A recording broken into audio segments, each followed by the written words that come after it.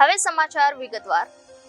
લોકસભાની ચૂંટણીમાં દારૂની રેલમછેલ ન થાય તે માટે તંત્ર દ્વારા પૂરતી તપાસ હાથ ધરવામાં આવી રહી છે। ત્યારે પોલીસ નજરથી બચવા બોલેરો કારમાં ચોરખાના બનાવી વિદેશી દારૂની હેરાફેરી કરનારને ઝડપી લેવામાં આવ્યો છે।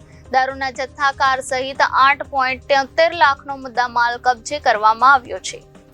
બાતમીના આધારે સિલ્વર કલરની બોલેરો કારને દિલ્હી ચોક પાસે અટકાવવામાં આવી હતી, જેમાંથી મિનેશ કાંતિ પટેલને નીચે ઉતારી તપાસ કરવામાં આવી હતી। જો કે પહેલી નજરે પોલીસની બાતમી ખોટી હોવાનું લાગ્યું હતું।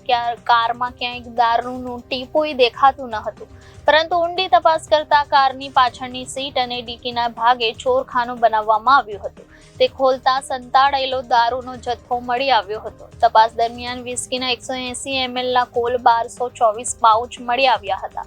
સાથે જ એક મોબાઈલ અને રોકડા 2200 આરોપી પાસેથી કબજે કરવામાં આવ્યા હતા। આરોપી મિનેશને ઝડપી લેવાયો હતો, જ્યારે દારૂનો જથ્થો અને કાર આપનાર મિરલ પટેલ તથા અજયને વોન્ટેડ જાહેર કરાયા હતા। Reporter Hitesh Prajapati, Janadesh news, Surat.